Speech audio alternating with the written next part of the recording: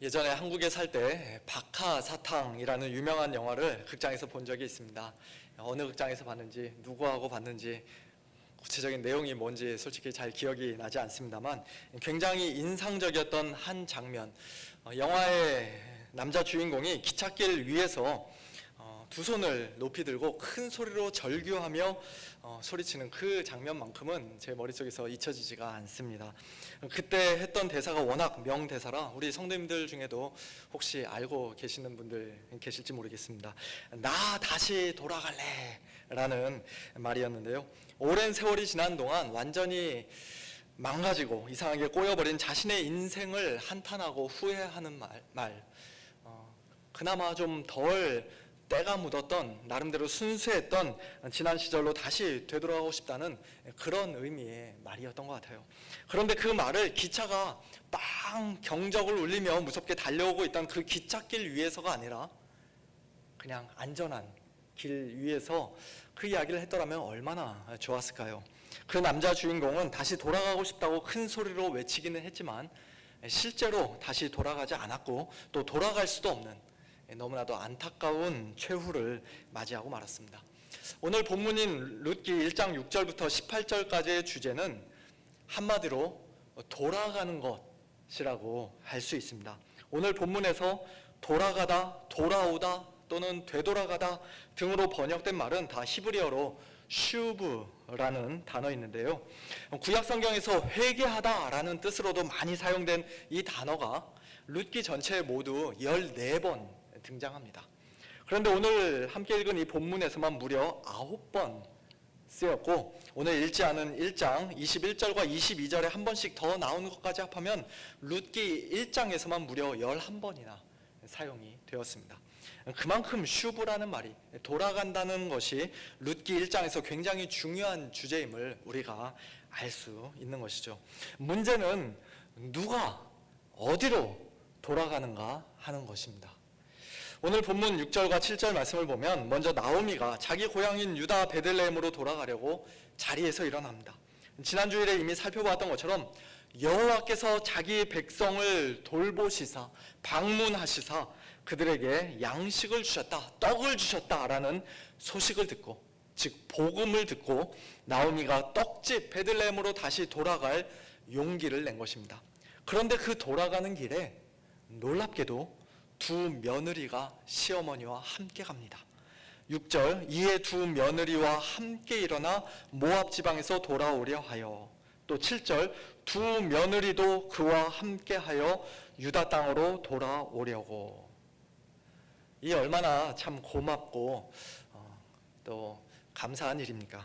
시어머니인 나오미 혼자 외롭고 쓸쓸하게 또는 위험하고 위태롭게 고향으로 돌아가도록 그냥 내버려 두지 않고 두 며느리가 그 돌아가는 길에 함께 동행해 주고 있는 것입니다. 시어머니의 그 무거운 짐도 며느리들이 대신 나눠 지어 주었을 것입니다. 세상에서 제일 어렵고 복잡하고 불편하기로 악명 높은 인간관계 중 하나가 바로 시어머니와 며느리, 즉 고부 관계라고들 하는데요. 며느리들이 시집에 대한 스트레스 때문에, 특별히 시어머니에 대한 알러지 때문에 여기서 별로 그리 멀지 않은 유명한 관광지 시월드에도 한번 놀러 가보지 않고 또 마켓에 가면은 시금치는 절대로 사지 않는다는 그런 우스갯소리를 제가 예전에 들은 적이 있습니다. 그런 분들은 아마 나중에 자기 남편이 세상을 먼저 떠나기라도 하면 더더욱 시집과 멀리 거리를 두고 살게 되겠죠. 그런데 모압 여자인 오르바와 룻은 그런 며느리들이 아니었습니다. 그들은 자기들의 남편인 말론과 기련이 이미 세상을 떠났음에도 불구하고 자기들보다 더 일찍 남편을 잃고 또 사랑하는 두 아들까지도 다 잃어버린 불쌍한 시어머니 나오미를 멀리하지 않았고 나 몰라라 그냥 내팽개치지 않았습니다. 노년의 고향으로 다시 돌아가고 싶어 하시는 시어머니를 위해 자기들에게는 완전히 낯선 이방 땅이나 마찬가지인 베들레헴으로 그들은 기꺼이 함께 동행해 주려고 했습니다. 우리 성도님들 중에도 시어머니들 많이 계실 텐데요. 이런 며느리들과 함께 있는 나오미가 참 부럽지 않으십니까? 오르바와 룻은 8절 나오미의 축복의 말을 통해서도 우리가 엿볼 수 있는 것처럼 죽은 자들을, 즉 그들의 남편인 말론과 기럨, 사라 생전에 일찍이 그들을 선대했을 뿐만 아니라 시어머니인 나오미에게도 선대했습니다. 여기서 선대라는 말은 히브리어로 헤세드라는 단어인데요, 우리 성도님들 아마 많이 들어보신 단어일 것입니다. 뒤에 룻기 2장과 3장에서는 이 헤세드라는 단어를 선대라는 말 대신에 은혜 또는 인애라고 그때그때마다 약간씩 다르게 번역했을 정도로 영어든지 한국말이든지 어느 한 특정 단어로 번역하기가 상당히 까다로운 단어입니다. 오늘 본문에서처럼 헤세드라는 단어를 선대라고 번역하면 우리 귀에는 선하게 대했다, 착한 일을 했다라는 식으로 들립니다만, 그러나 헤세드는 단순히 도덕적으로 선한 일, 착한 일 정도가 아니라 언약에 근거한 풍성한 사랑, 변함없는 충성 등을 뜻한다고 할 수 있습니다. 특별히 강한 자가 약한 자에게 굳이 자기가 그렇게 할 어떤 의무와 책임이 없음에도 불구하고 일반적으로 기대되는 상식선에서 한 걸음 더 나아가 자발적으로 그 약한 자를 돕고 섬기는 그런 종류의 사랑과 충성을 나타낼 때 이 헤세드라는 단어를 많이 사용합니다. 오르바와 룻이 바로 그와 같은 헤세드를 시어머니에게 베푸는 좋은 며느리들이었다는 것이에요.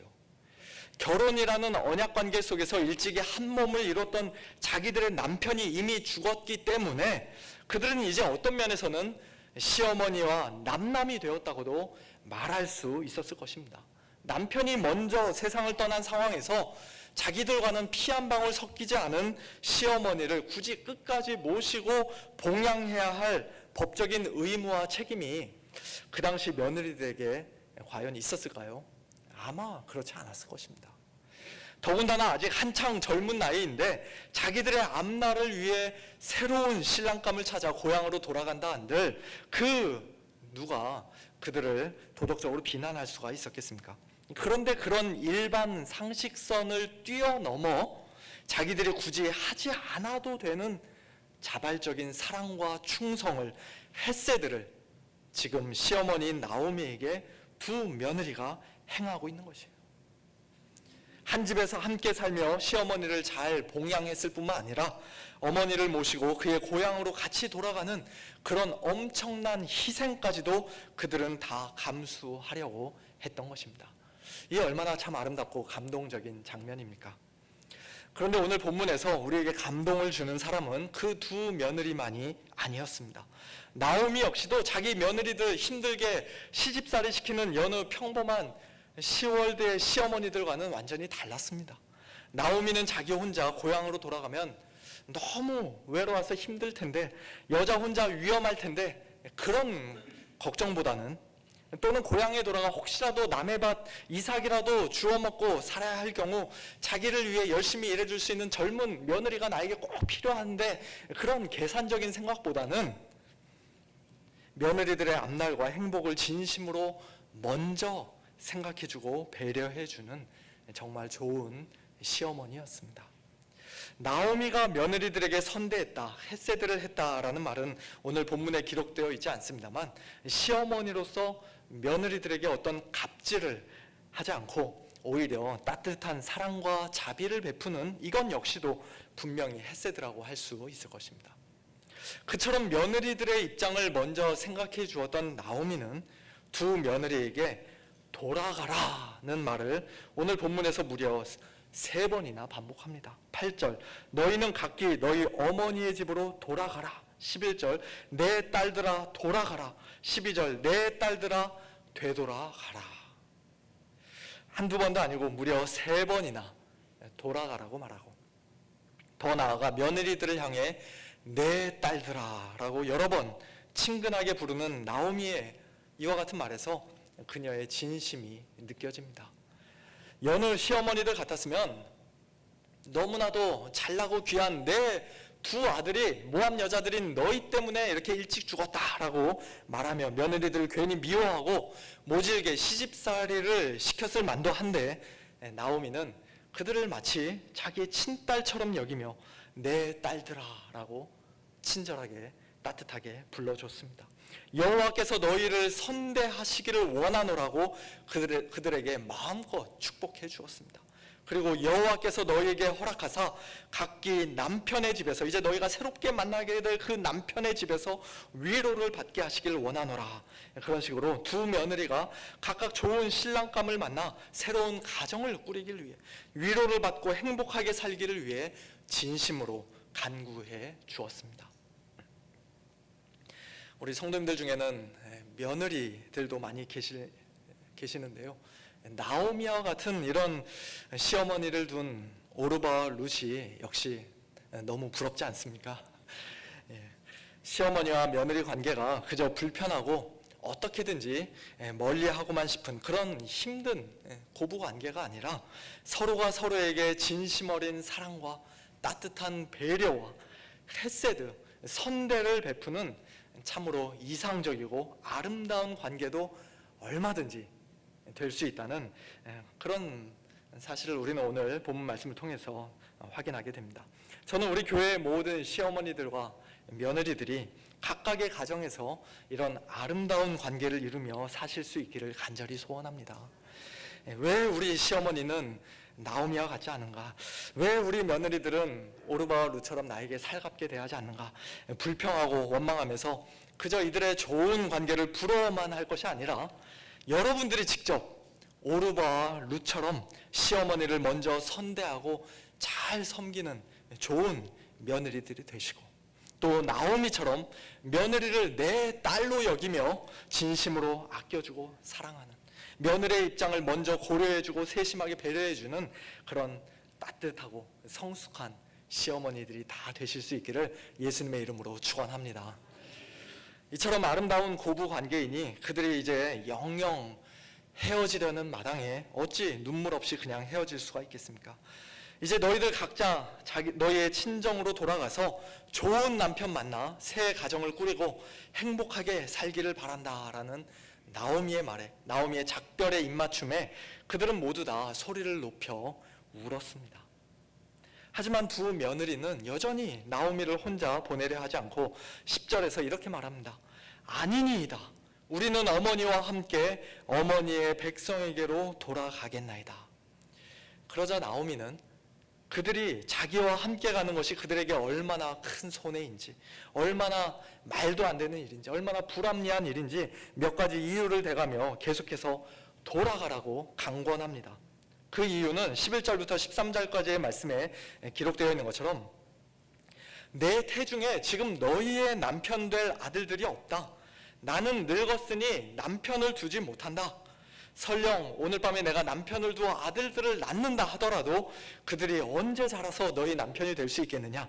그와 같은 것들입니다. 소위 계대 결혼법이라고 불리던 그 당시 이스라엘의 율법을 염두에 두고 한 말처럼 보입니다만, 실제로는 너희들 나와 함께 베들레헴으로 돌아가면 너희들 다시는 결혼 못해, 너희들 절대로 결혼 못해 라는 그런 분명한 메시지를 과장을 통해서 강조하며 전달한 것입니다. 그런데 그것이 다가 아니에요. 13절에서 나오미는 한 가지 이유를 더 말하는데요. 그것은 자기가 하나님께 벌을 받았기 때문이라는 것입니다. 내 딸들아, 여호와의 손이 나를 치셨으므로 나는 너희로 말미암아 더욱 마음이 아프도다. 무슨 이유 때문이었든지 간에 여호와의 손이 나를 치셨으므로, 너희들 나와 함께 있다가는 너희들도 다 나처럼 된다. 아니, 나보다 더 비참한 신세가 될 수 있다. 너희도 하나님 손에 세게 맞을 수 있으니 당장 나를 떠나 너희 고향으로 돌아가라. 그런 식의 말이라고 할 수 있습니다. 나오미의 이와 같은 말에 두 며느리는 다시 한번 소리를 높여옵니다. 나오미도 분명 함께 울었을 것입니다. 세 여인이 길가에서 서로 부둥켜 안고 엉엉 소리를 높여오는, 마치 영화의 한 장면과도 같은 이 감동적인 순간, 드디어 두 며느리의 인생길이 서로 엇갈리게 됩니다. 오르바는 그의 시어머니에게 입맞추되 룻은 그를 붙쫓았더라. 돌아가라고 3번이나 반복해서 말했을 뿐만 아니라 이런저런 이유들을 대며 끈질기게 설득했던 나오미의 간곡한 권면을 오르반은 끝내 물리치지 못하고 마침내 나오미에게 마지막 작별의 키스를 한 후 자기의 친정으로 돌아갔습니다. 구체적으로 결정적으로 나오미의 어떤 말을 듣고 오르바의 마음이 움직인 것인지 우리가 알 수는 없습니다만, 한 가지 분명한 사실은 오르바가 끝까지 나오미와 함께 하지 못하고 중간에 자기 집으로 돌아갔다고 해서 그것이 도덕적으로나 윤리적으로 비난받을 만한 일은 아니었다는 것입니다. 아까 앞에서도 말씀드렸던 것처럼 오르바는 막장 드라마에 가끔씩 나오는 그런 못된 며느리 같은 사람이 아니었습니다. 평균 이상의 굉장히 훌륭한 며느리였습니다. 모압 시민권자로서 어떻게 보면 그 땅의 기득권자였음에도 불구하고 흉년을 피해 모압으로 건너온 초라한 이스라엘 이민자의 가정에 시집을 간 오르바는 일찍이 자기 남편 사라 생전에 남편을 선대했을 뿐만 아니라 남편이 죽은 이후에도 홀로 되신 시어머니에게 선대하였고, 또 시어머니를 위해 낯선 베들레헴으로까지 함께 가려고 했던 매우 좋은 며느리였습니다. 더 나아가 돌아가라고 3번씩이나 간곡하게 말씀하시는 시어머니의 권면에 결국 순종하였고, 뜨거운 눈물과 따뜻한 입맞춤으로 마지막 작별 인사를 하였던 아주 순종적이고 예의 바른 며느리였습니다. 우리는 이런 오르바를 마치 시어머니를 매정하게 내버리고 그저 자기 자신의 행복만을 찾아 뒤도 돌아보지 않고 떠나버린 그런 이기적인 사람으로 몰아세워서는 안 됩니다. 오르바는 며느리로서 분명히 자기가 할 수 있는 최선의 일을 다 했으며 오히려 일반 상식선을 뛰어넘어 굳이 저렇게까지 안 해도 되는데 싶을 정도로 시어머니를 선대하였고 진심으로 사랑하였습니다. 어떤 면에서는 우리 성도들이 오히려 큰 부끄러움을 느낄 정도로 매우 훌륭하고 이상적인 며느리의 본을 우리에게 보여주었습니다.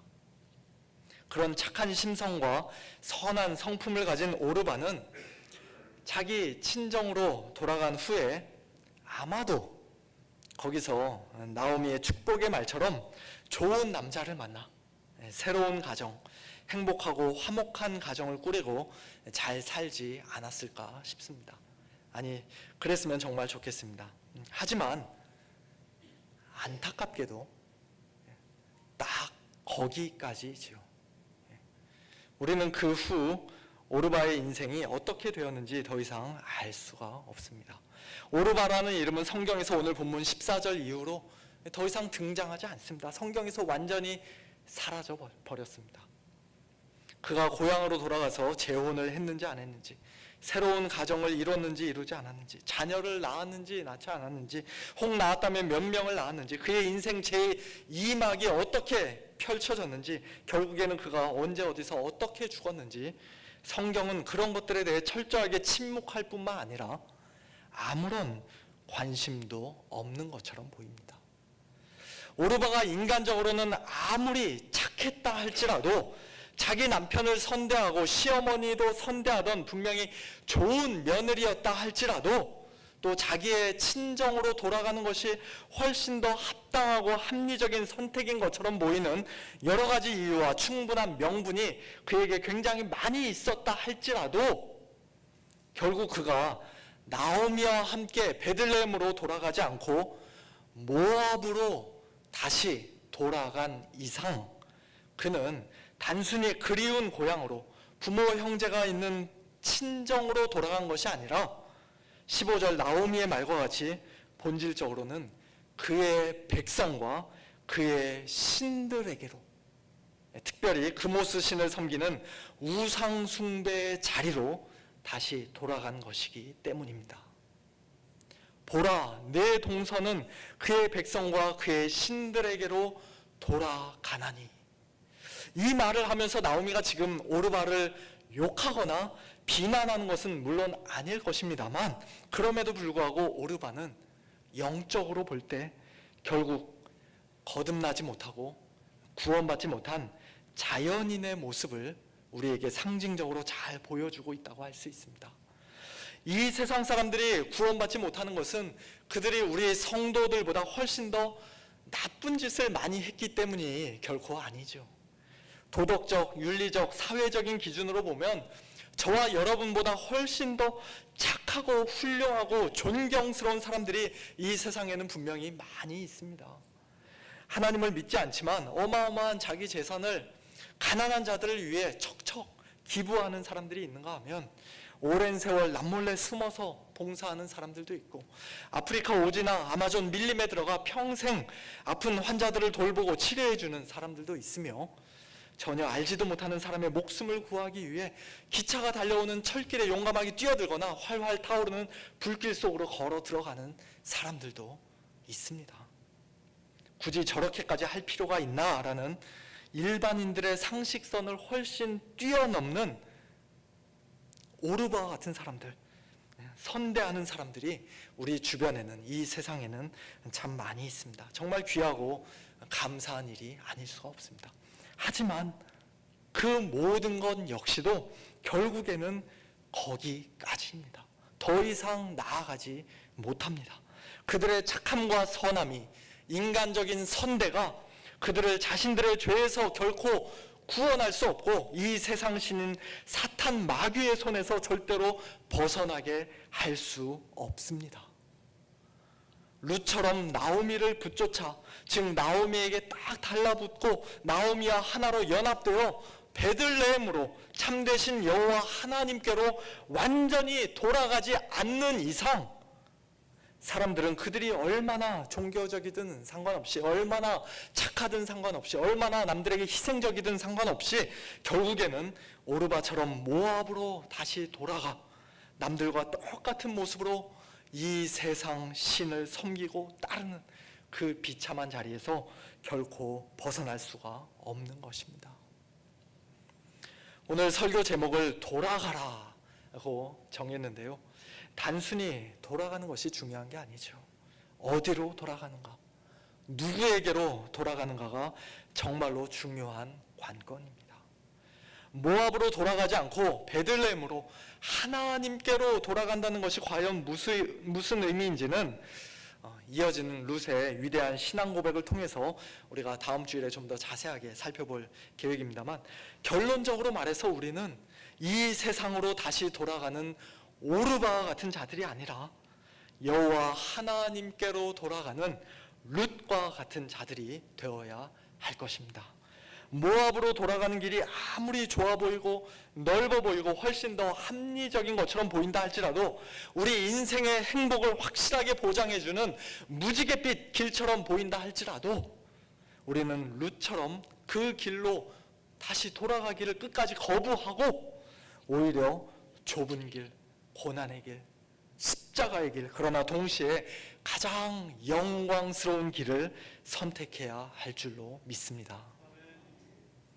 하지만 우리가 한 가지 잊지 말아야 할 것이 있습니다. 겉으로 보기에는 오르바와 룻 두 사람의 순간의 선택이 그들 각자의 인생을 겨우 10년뿐만 아니라 영원히 좌우한 것처럼 보입니다만, 그러나 엄밀히 말하면 사람의 선택이 아니라 창세전 하나님의 선택이, 사람의 계획이 아니라 하나님의 영원한 작정과 계획이, 사람의 선대가 아니라 하나님의 선대, 진정한 헤세드가 오르바와 룻 그 두 사람 간의 엄청난 차이를 만들어냈다는 사실을 우리는 반드시 기억해야 합니다. 오늘 저와 여러분도 마찬가지입니다. 우리가 하나님을 믿지 않는 이 세상 사람들보다 조금이라도 더 착하거나 똑똑해서 하나님께로 돌아간 것이 아님을 우리는 너무나 잘 알고 있지 않습니까? 모든 것이 다 하나님의 전적인 은혜입니다. 우리가 하나님께로 알아서 돌아가기 전에 먼저 자기 백성을 돌보시고 그들에게 양식을 주시는 하나님께서 우리에게 돌아와 주셨습니다. 우리의 알량한 헤세드를 훨씬 뛰어넘는 하나님의 헤세드가 우리로 하여금 모압이 아닌 베들레헴으로, 그모스가 아닌 여호와 하나님께로 돌아가도록 만들었습니다. 언약 관계 안에서 강자이신 하나님께서는 약자인 우리에게 풍성한 사랑과 자비와 친절을 자발적으로 베풀어 주시되 굳이 그렇게 하실 의무가 없으셨음에도 불구하고 일반 상식선보다 훨씬 뛰어넘는 그 선을 한참 넘어서는 가장 놀라운 햇새들을 우리에게 보여주셨고 우리를 선대해 주셨습니다. 그것이 바로 하나님의 아들 예수 그리스도를 우리 죄인들을 위해 이 땅에 보내주시고 십자가에까지 아낌없이 내어주신 일이죠. 예수님께서는 이 땅에 사시는 동안 하나님 아버지께 온전한 순종을 들이심으로써 우리를 위한 의를 획득하셨을 뿐만 아니라 십자가의 죽으심과 부활을 통해 우리의 모든 죄의 문제를 단번에 해결해 주셨습니다. 우리를 모압 땅에서부터 출모압 시켜주셨고 그 땅의 신인 그모스의 손에서 이 세상 신인 사탄 마귀의 결박에서 우리를 풀어주시고 자유케 해주셨습니다. 물론 룻이 하나님의 최고의 햇세대인 예수님의 이 십자가 사랑을 그 당시에는 결코 온전히 다 알 수 없었고 그저 나오미를 통해서 이 복음에 대해서 희미하게 바라보고 복음을 희미하게 들었겠지만 그러나 그 햇세대의 사랑이 어떤 식으로든지 룻에게 부어지고 룻의 귀에 복음이 들려졌기에 룻 역시도 자신의 인간적인 햇세들을 뛰어넘어 초자연적인 햇세대로 하나님의 은혜로 나오미를 끝까지 붙들고 붙잡고 또 하나님께로 온전히 돌아갈 수가 있었던 것입니다. 사랑하는 성도 여러분, 오늘 이 시간 우리는 과연 어느 길 위에 서 있습니까? 우리는 지금 어디로 돌아가는 자들입니까?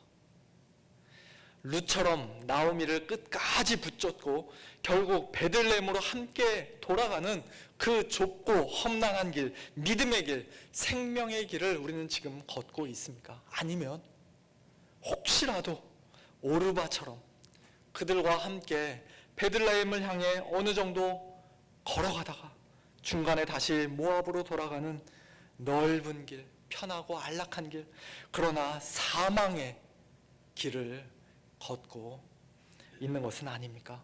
또는 박하사탕 영화의 주인공처럼 나 다시 돌아갈래 큰 소리로 외치며 절규하기만 할 뿐 실제로는 아무것도 하지 못한 채 하나님께로 온전히 돌아가지 못한 채 그저 무서운 속도로 돌진해 오는 시간과 세월의 열차, 기차에 속절없이 자신의 몸을 내맡기고 파멸하는 그런 비극적인 인생, 안타까운 인생을 살고 있는 것은 아닙니까? 그런 분들은 우리 가운데 단 한 분도 안 계시기를 정말 간절히 소원합니다.